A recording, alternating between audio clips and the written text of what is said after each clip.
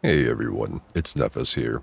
In this video, I'll be going over my top 10 tips for both new and returning players coming back to the Elder Scrolls Online. I've been playing ESO since beta in 2013.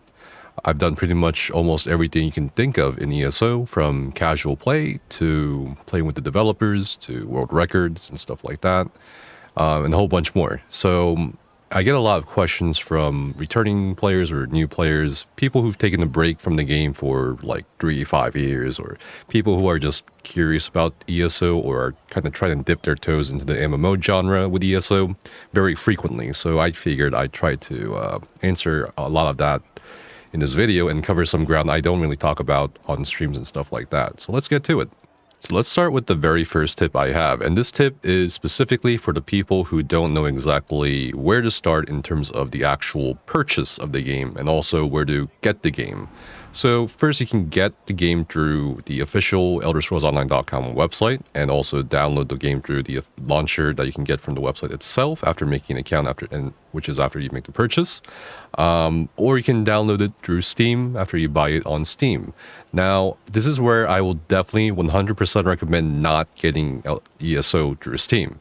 Steam users for ESO often have unique Steam issues with ESO, and there are times when Steam servers go through maintenance randomly on Tuesdays and stuff like that, which prevent you from actually accessing ESO, so that's a bit of a pain in the neck.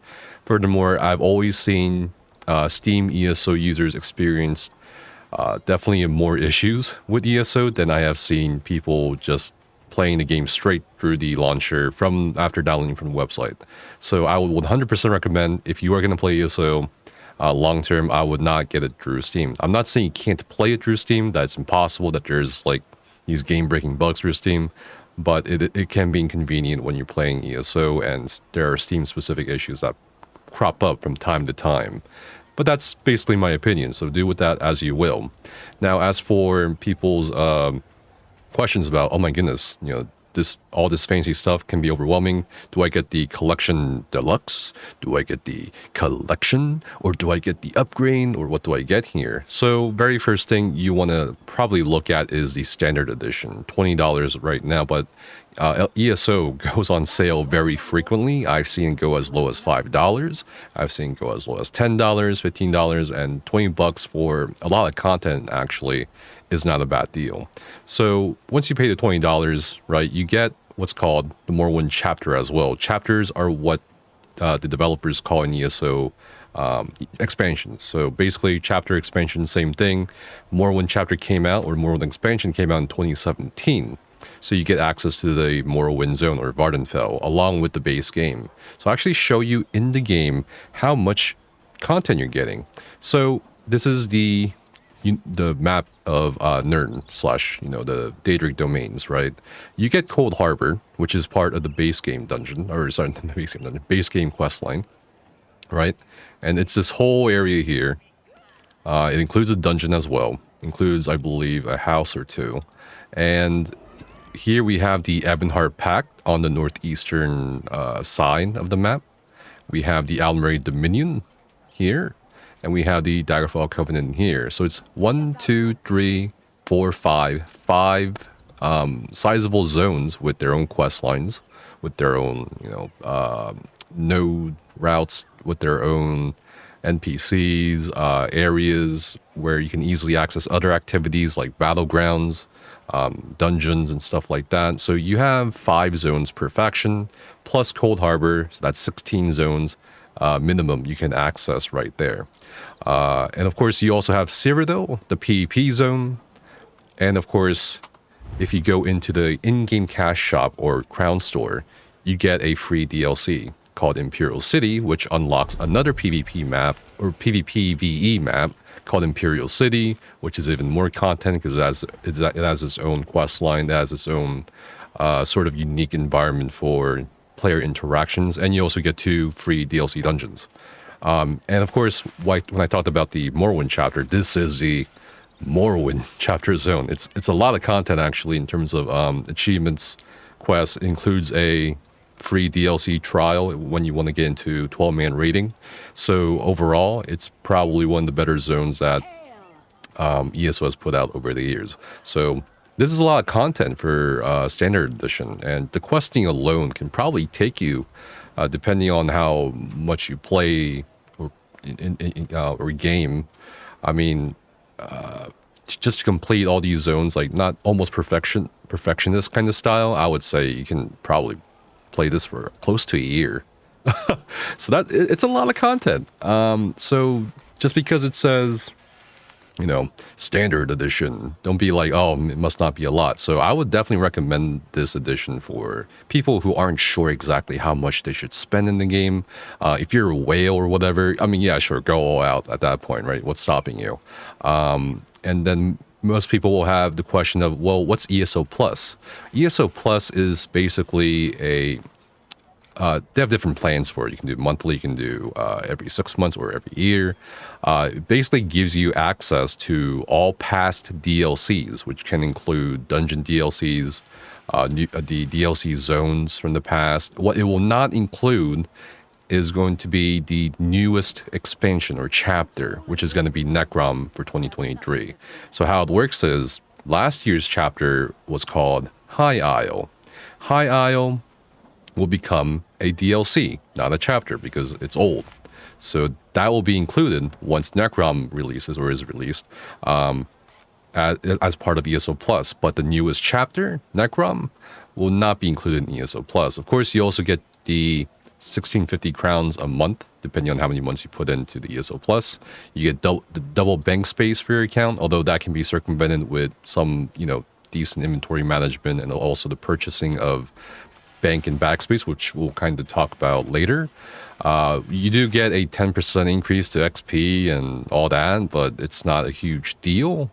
You can dye costumes, which again, when you're starting out, not really a huge deal. And while you do get a currency cap for transmutation crystals as a new player or even returning player, it's highly unlikely you're gonna need a double cap for transmutation crystals.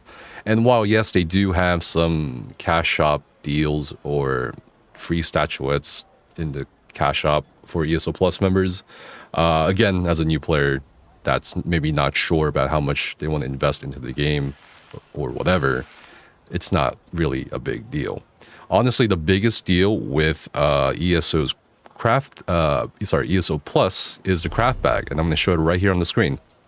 So right here on the upper right of my inventory tabs, I have something called craft bag ESO Plus unlocked.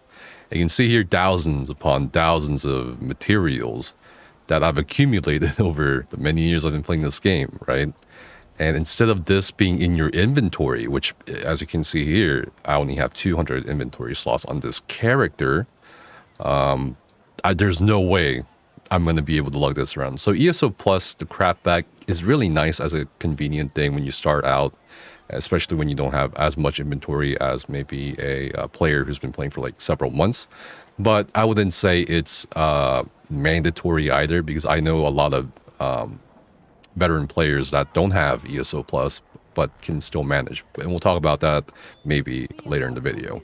So yeah, that's basically it as far as what the ESO Plus gets you, standard edition gets you. What you will also not get, however, even if you get ESO Plus, even if you get these deluxe editions that does include previous chapters and stuff like that, what you will not get are the two previous classes. So Warden, you need to get for 1,500 crowns, which is the equivalent of roughly $15 right now, from the cash shop in-game. You'll also need to get the Necromancer class if you want to play Necromancer for basically the same price, 1,500 crowns. This is separate from the standard edition. This is separate from the chapter edition or whatever you want to call it. And of course, we also do have the fact that the 10th race, the 10th playable race, Imperial, is also locked behind the Crown Store. So I believe that's going to be the upgrades. So yeah, you can unlock the Imperial race with the digital Imperial edition upgrade in the cash shop if you want to play that race. And races in this game do have their own unique passives and bonuses and stuff like that, but as a new player or returning player, I wouldn't worry about it too much. But yeah, so in conclusion, if you are basically curious about what you need to get, again, if you're not sure, go with the standard edition. If you're super sure and also you want to play the newest class, which is the Arcanist in 2023, you will have to probably buy, I believe, the Collection Necrom edition here, because this will include pretty much everything from the past. Or what you can do is you can try the game out for $20 or wait for a sale, right? And then if you want to get if you want to play the Arcanist, the newest class for ESO, then you can go with a Necrom upgrade. There's also other ways you can get Necrom for free. Usually a lot of ESO stream team members will hand out chapter codes as giveaways on Twitch. So there's one way to get it through giveaways. And the other way is, of course, just kind of waiting for next year until Necrom becomes the old chapter. So it'll be included in the ESO Plus after the next chapter releases. So that's really it. And before I forget to mention this, because someone will probably bring it up in the comments, what platform and server, whatever, do I recommend playing ESO on? So you can play ESO on PC, PlayStation, or Xbox. Now, ESO is free through the Xbox Game Pass. However, the Xbox Game Pass version, I'm pretty sure, does not include the Morrowind chapter, just as the PC Standard Edition does. In terms of like bugs or performance issues, I would highly recommend PC above the Xbox or PlayStation, because on console you don't have add-ons. So if you've ever played World of Warcraft and you know what add-ons are, then you know what I'm talking about. But on console, you won't have add-ons, and add-ons are, for the most part, a quality of life thing. You can craft a lot more easily. You can find things more easily. You can do a lot of things you just cannot do on console. And if you're okay with that, sure. But the problem with ESO is it's not cross-play, and there's no cross-save. So the moment you start investing a lot of your time into ESO, I hope you make the decision to invest into a platform where it's a long-term thing. So let's say you don't enjoy your time on Xbox, and you want to go to, I don't know, a different platform. So you have to basically buy the game all over again. Xbox and PlayStation has a couple advantages over PC in terms of, like, I guess, usage. You do have in-game voice chat on either the PlayStation or Xbox. PC does not have in-game voice chat. The PC population depends a lot on third-party applications like TeamSpeak or Discord to communicate with players. Whereas in console, you can just kind of jump in the voice chatting game without going into the Discord voice channel and then just hanging out with the brothers, right? Also, I would say performance-wise, when I mention performance, I think the PlayStation 5 and Xbox Series X, and I've played ESO on both of them, are really fine. Like, performance mode on, it's great. But I would not recommend, in terms of performance, going with an Xbox One or a PS4 if you're going to go with ESO, because ESO can be a very intensive game in terms of performance. Okay, you bought the game, you finally installed it, you're ready to get in.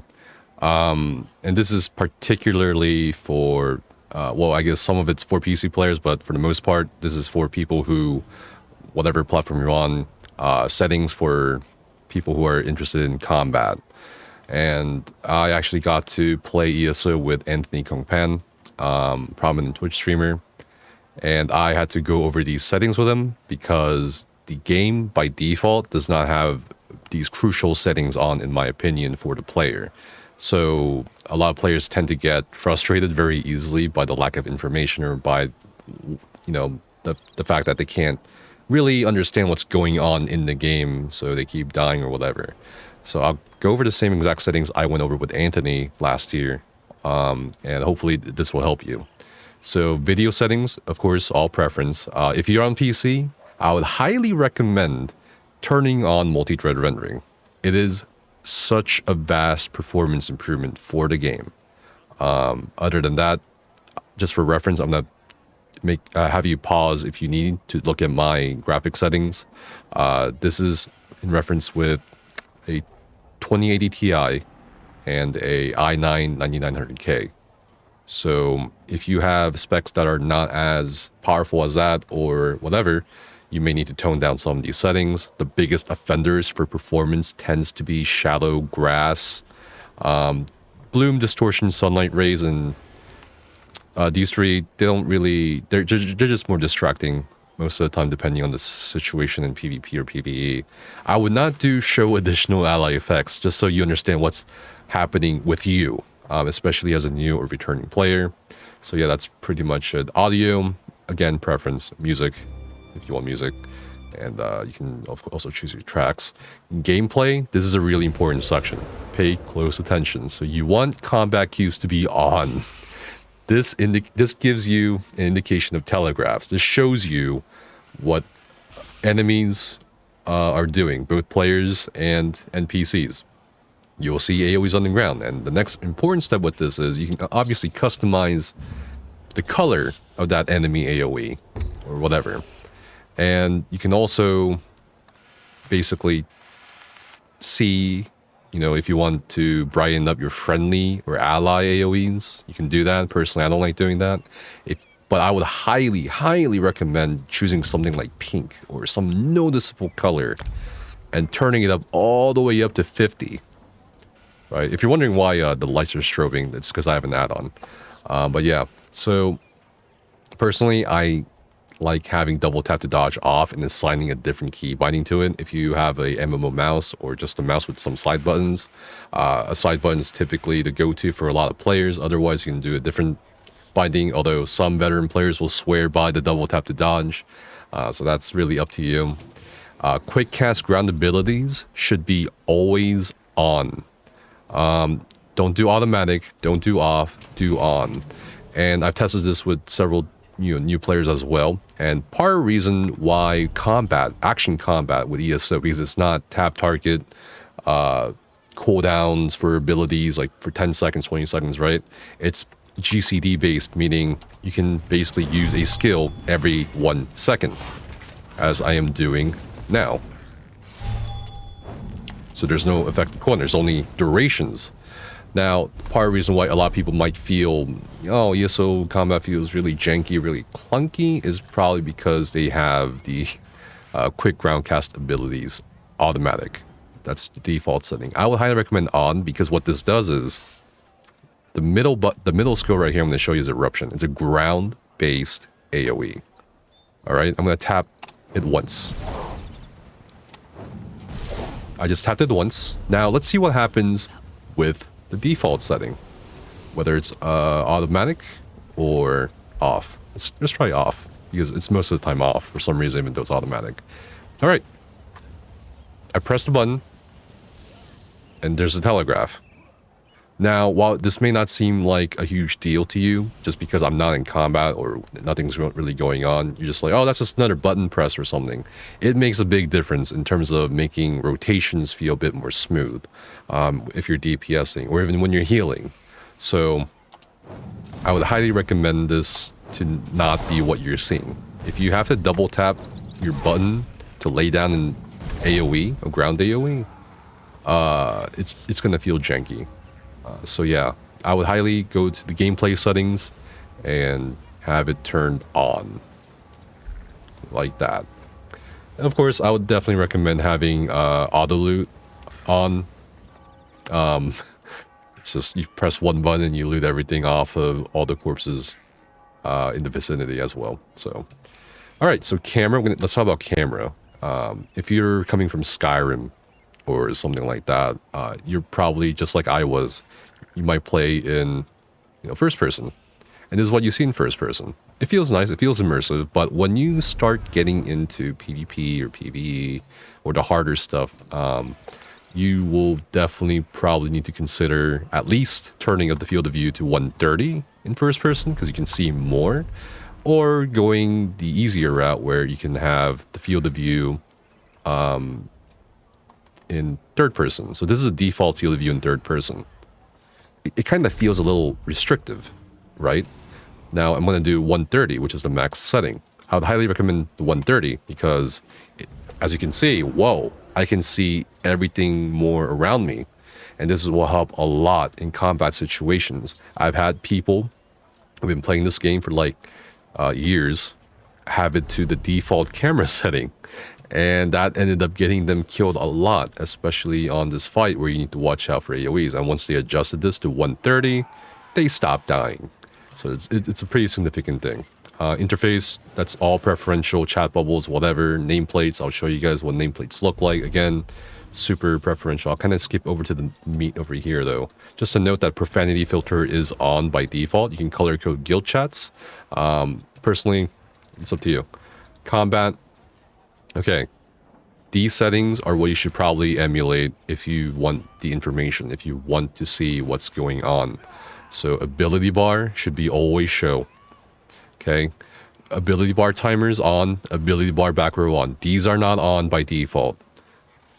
Attribute bars showing how much stamina, magicka, or health you have. I mean, it's always good to see how much health you have, right? Always show. Resource numbers, number and percent. I would do number and percent just because for certain skills, it's just nice to know what percentage you're at, depending on the class and stuff like that. And of course, we have active combat tips. This is preferential. You can do don't show, automatic, always show. I would recommend for a new player, do automatic or always show. It can be helpful. Ultimate numbers shouldn't be on. And disregard lock from now. That's a endgame PvE thing. Combat text, preferential if you want to see those big juicy numbers. And that's really it in terms of settings. On a side note, if you are on PC and you want to tinker around with add-ons or I guess mods, if you want to call them that, and change your UI, implement like trading tools or whatever, modify your UI for the most part, or have automating crafting for daily writs and stuff like that, you can definitely download what's called Minion. Right now it's called Minion 3. It's an add-on manager, and it's integrated with ESOUI.com, where add-on developers, who are also players, make these add-ons for your convenience and for your usage. So you can check that out. Okay, so let's talk about crafting, because crafting is really straightforward in ESO, and I'll try to explain it the best way I can. Crafting is by no means complicated. There's no RNG with it, like with Lost Ark, in terms of upgrading your weapons and your body pieces and stuff like that. You just need materials, a style stone to determine what that gear is going to look like, which can also be changed at the outfit station whenever with transmog.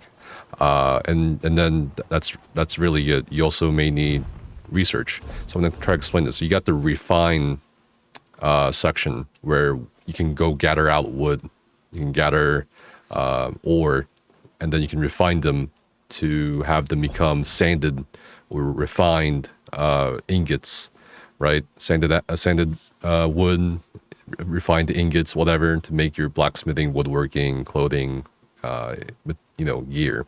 And then you need the style stone, the traits. Now, biggest advice I can give for newer players is collect these items that have this blue symbol, almost like a recycling symbol, next to it.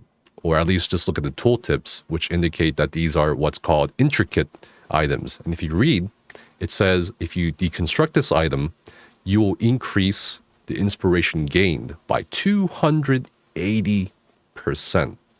So if you want to level your crafting, like woodworking, blacksmithing, clothing, jewelry, you want to deconstruct these.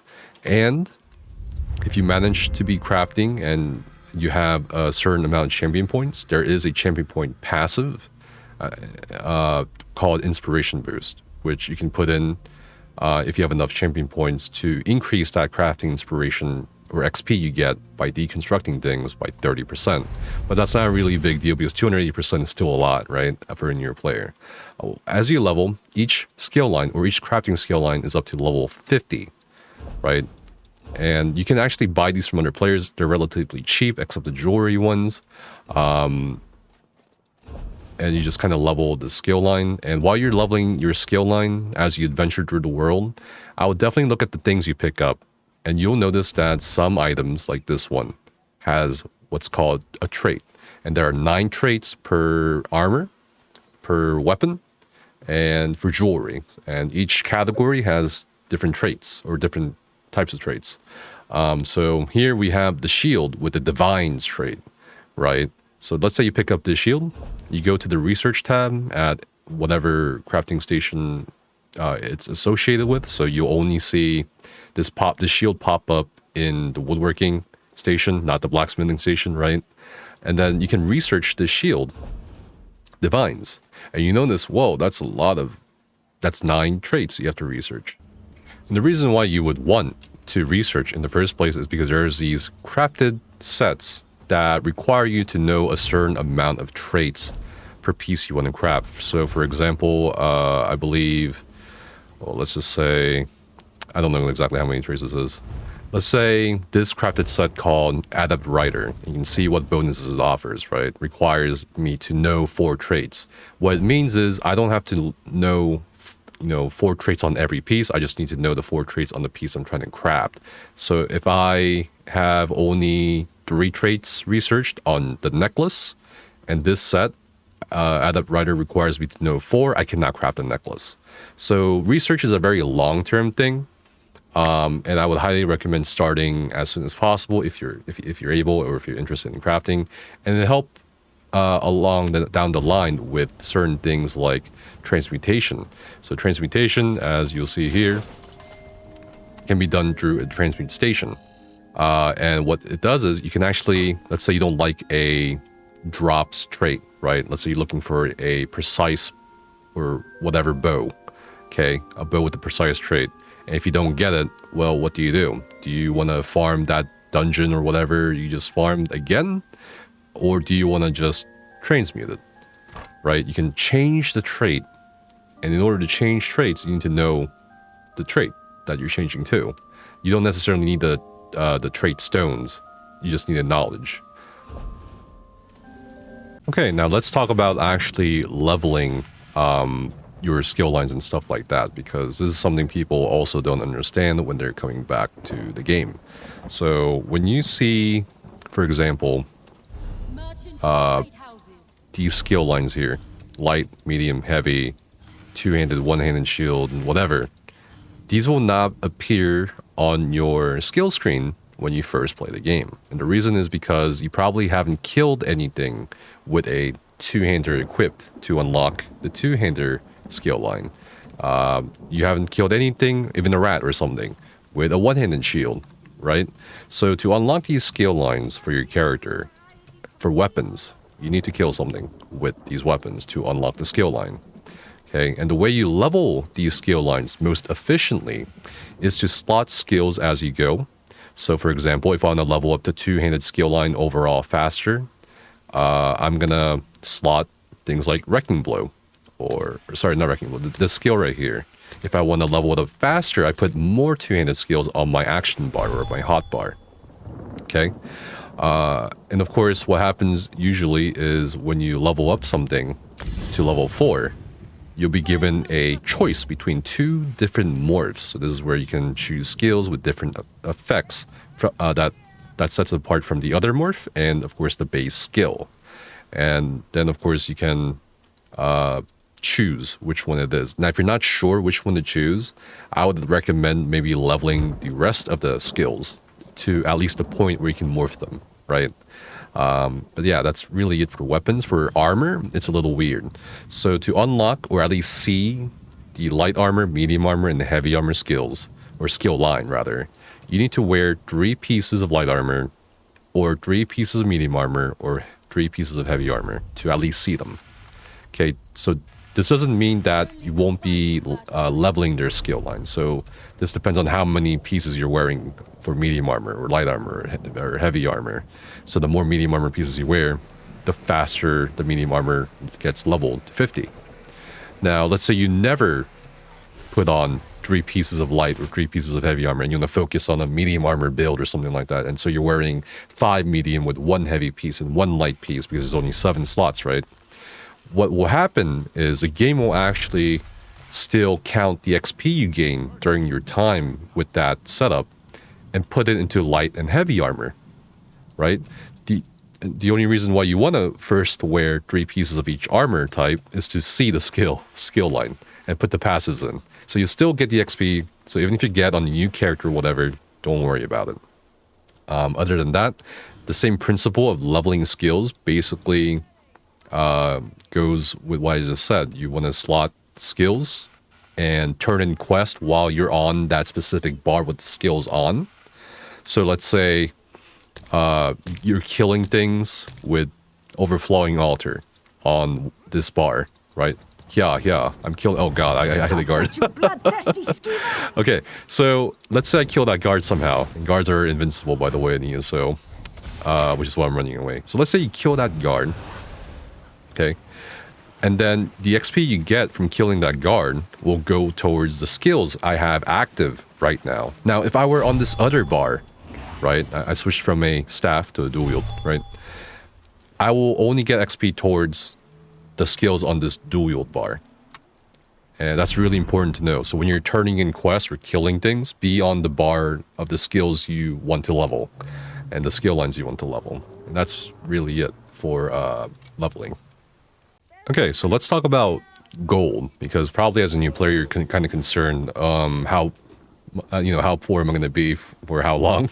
And it can be really overwhelming seeing maybe like walking up to these NPCs or even the player-run guild traders to see how much things are. It can be overwhelming, but as a new player, you don't really need to spend much gold. You don't really need to invest in much of anything, whether it's legendary gear, whatever. You don't really need all that. So I wouldn't be too much worried about gold.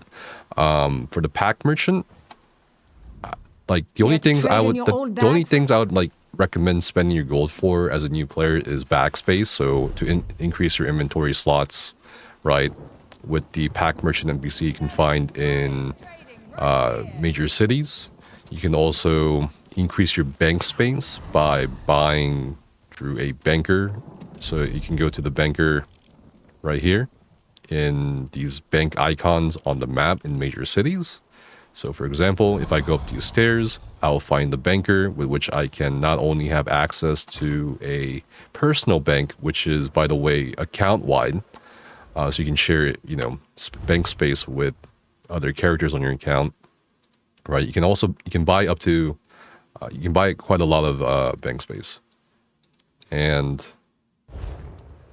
if you also want to spend gold as a new player, you can also go to the stable master, wherever they may be on the map or the zone you're in, or in the city.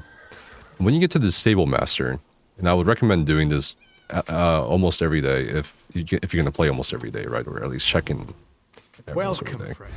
You want to start upgrading your mount. Now, you will get a mount for free by progressing and leveling from level 1 to 50. Somewhere along level 1 to 50, which is very easy to level, you'll get a free mount. You can equip the mount from your collections menu. And these stats for your mount, like speed, stamina, carry capacity, which is inventory space for the character, is going to apply no matter what mount you select. So don't be too worried about feeding every mount you have different stats or whatever, or different times a day. And I would recommend doing this as much as possible, because you can only upgrade a mount once every roughly 20 or so hours. So it's just like research. It's a long-term thing. Okay, now let's talk about the cash shop or crown store, crowns. Most likely as a new player, they'll give you like 500 or 800 crowns to start off with. And there are some noob traps in the cash shop, and they might seem appealing or necessary at the time, like these, attribute respecification scrolls to reset your attributes if you feel like you want to change your stats, or skill respec scrolls if you think you messed up on choosing the wrong morph or something. Ignore all this. I would only treat the cash shop as a cosmetic store. Don't look at the, buy the convenience things. Don't look at, these things you don't need as a new player, and buy crowns if you're not exactly even sure how much you want to invest into the game, right? Respecking and stuff like that is really easy to do. If you look at this shrine icon, rededication shrine icon, you can find this in any major city. Here I'll zoom in on the map of, that's not good because there's a second floor.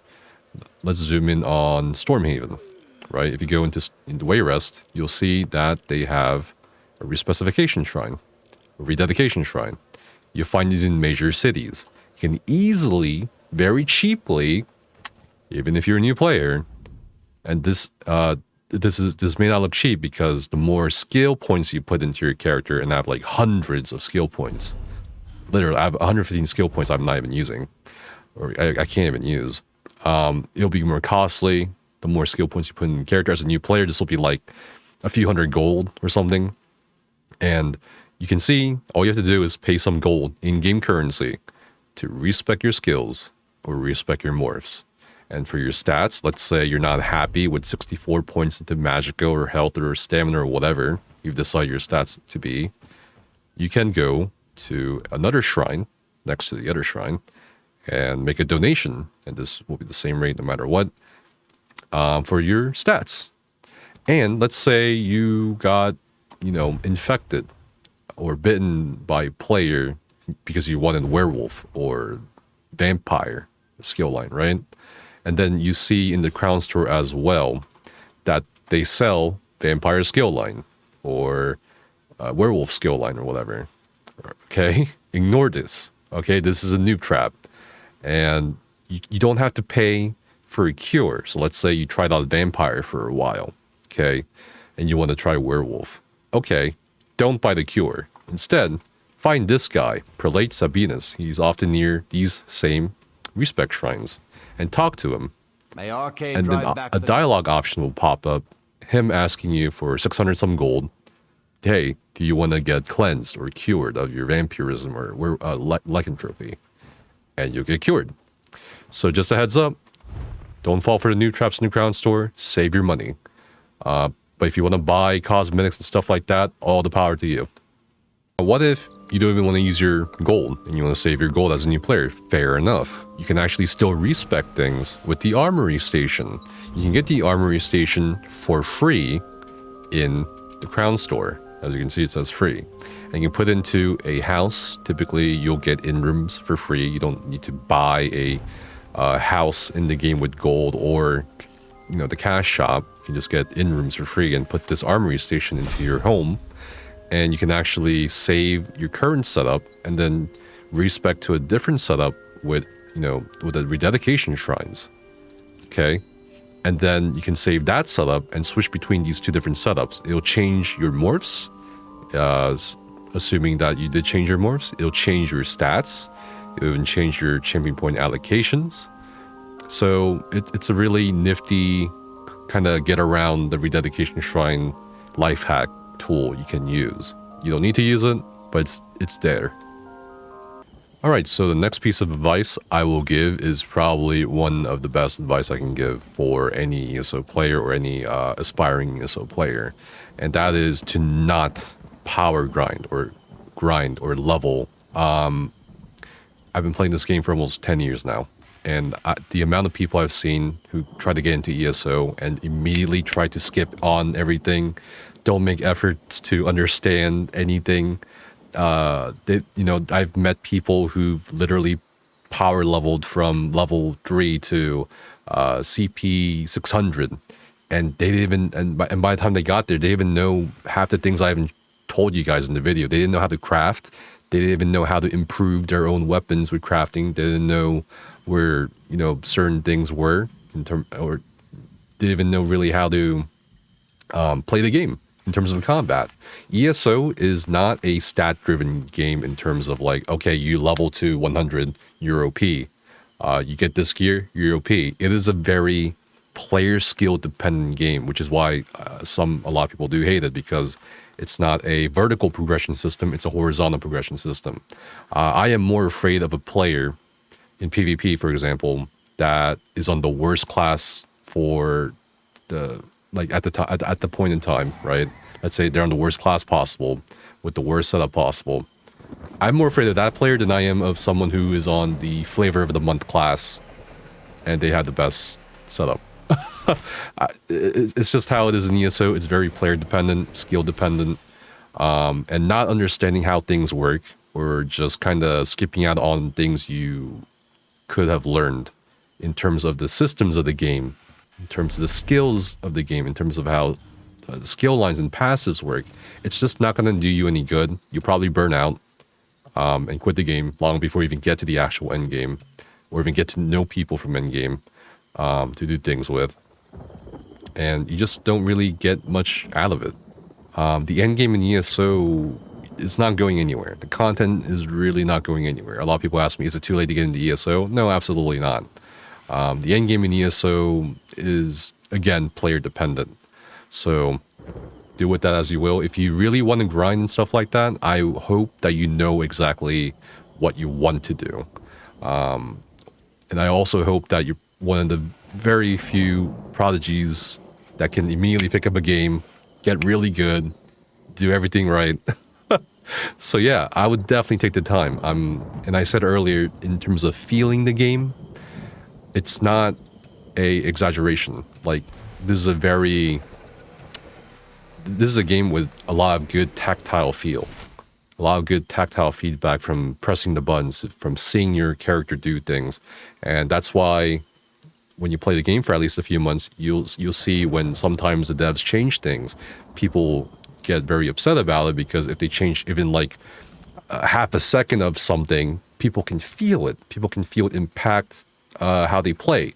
So this is a very sensitive game. I don't know how to describe it in terms of feeling it, in terms of understanding it, in terms of actually getting good at it. So yeah, don't power level, don't grind. This next piece of advice or tip is pretty straightforward, pretty simple. Has more to do with, I guess, the social aspect of a MMO. I would highly advise that you don't act too belligerent or belligerent at all, really. Don't burn bridges. The ESO community is quite small and intimate. So if you act up, or there's drama, word gets around really, really fast, and doesn't really do you any good. There's been cases over the years where I've seen, someone mistreat a new player, and then that new player later on gets better than them, or gets into a position where, they can literally, I guess, socially cockblock that person who mistreated them. And it just doesn't work out for the belligerent person in the end. I would say, as a new player, it's not like you should walk or tread on eggshells. It's just that you should be considerate of others, as most people will be considerate of you, since the ESO community definitely treats its newer players very well. I would definitely adopt the policy of observe first and then speak last, for sure. It will probably help a lot, especially when you need to, or I guess it depends on your desire for the end game of your choice, but it will help a lot in terms of socializing with people, and also kind of just staying out of hot water, for sure. One big piece of advice that is also not related to the function of the game, kind of is reading. I cannot tell you how many ESO players don't seem to know how to read, or just don't really want to give an effort in reading. Reading the things in game, like the tooltips of these skills, will help you a lot. You'll become, in some ways, less dependent on others for information, because a lot of the information that content creators like myself and theory crafters, we take it from the game itself. We read the tooltips, we test it multiple times, and then we just also have other analytical tools, at least on PC, to help us determine what's going on. And as a new player, most of that information is available to you by reading these tooltips. It's really important, in my opinion, to have this attitude about reading. I don't know why people don't read the tooltips. I don't know why people don't read what champion points, when they get them, do in terms of the passives, in terms of the slottables, in terms of their buffs and debuffs, right? The thing about reading in ESO is it will get you really far in terms of theory crafting alone. And then when you get to a certain point, and that certain point is probably far away from what you're even thinking of as a newer player, you get to a certain point when things in the game that you're reading about or whatever start not making sense. And that's when you should probably start reaching out to other players that theory craft often, whether it's in the ESOU Discord or whether it's on the forums, and ask them, hey, this isn't working the way I read it's working. And then they'll help clarify for you that, yeah, you're right. Here's how it actually works with a bit more of a complicated math or basic algebra, basically, and explain to you how it works. But that point very rarely comes for a lot of people. So I would highly encourage reading. And if you want to keep up with combat changes, reading helps a lot too, because patch notes, there's no video from the developers explaining what the changes are. It's just huge blocks of text. So yeah, there you go, really. I would highly recommend reading. So there's a lot more things I could not go over for the interest of time. There's a lot of things I have not mentioned in terms of how enchantments work, in terms of what class is best or whatever. A lot of things that just I don't think are really needed for most new players. But if you do have those questions and stuff like that, of course you can ask in the YouTube comments below or in a informational hub like ESOU, or even look up resources. We have a lot of fantastic content creators for ESO that have their own websites, that have their own YouTube channels, who can explain everything. We have people specializing like in how to make gold in ESO. We have people who specialize in how to increase your damage in ESO. Everyone has their own area of expertise that you can look up. I would definitely, however, the last bit of advice, and this is the same advice I give to every single player ever, the best advice is join a guild or community. And everything after that, once you join or find out where you want to belong, or maybe you like the people you made friends with and stuff like that. Once you found your guild or community that you really like, stick with them. And everything I described that I haven't talked about in this video in terms of game knowledge, more combat knowledge and stuff like that, how to make gold, how to play Tales of Tribute, stuff like that, everything will fall into place after you join a community or a guild. Someone is always there to help show you the way. Worst case scenario, there will be people who might be giving you misinformation, but I have found from experience people are more likely to help by correcting others. So there's no losing from joining a guild or community. And I understand some of you might want the solo player experience and stuff like that, and that's fine. But I'm talking more about if you want the most out of the game, if you want the most out of the game in terms of information, in terms of engagement with, the actual people that play this game, because I've been playing this game for almost a decade at this point. And the biggest reason why I play is because of the people, not the content, really, the people. And it's gonna go a long way in terms of helping you get a foothold on the game and actually liking the game, I would say. Yeah, but yeah, that's really it. I have seen players who come into the big Discord servers for ESO and they're like, hey, I'm new. Does anyone want to play with me? Does anyone want to show me or teach me or show me the ropes? And no one answers. And the reason why no one answers is not because people don't want to teach new players or anything like that, but because it's just a lot to go over. Like, if you're asking someone to show you the ropes for ESO, it's a very overwhelming thing, right? I understand it's very overwhelming for people who are new to MMOs or people who are new to ESO to try to grasp everything, but it can be even more overwhelming for people to try to teach you, to try to compress the information, to try to present it in a way you can understand. So the best thing is to just kind of put yourself in the community and ask around for help, talk with people in voice, get to know them, and things will naturally kind of work themselves out. I don't know if that makes sense, but it's just the way it is. People often see new players come in, they're like, well, they're probably not going to play the game for too long, so I don't want to invest too much time into teaching them everything I know, right? It's just not going to happen. It's just not a shooter or anything where you can just queue up with somebody and get right into it and then you can teach them while they play. While you can teach people while they play, again, everyone has their own lives and stuff like that. So as a new player, I would just either check out esodirectory.com for guild and community listings, or look around on the official forums for guilds, look on the ESO subreddit for guilds, or snoop around the bigger Discord servers, or even just ask in zone chat, really.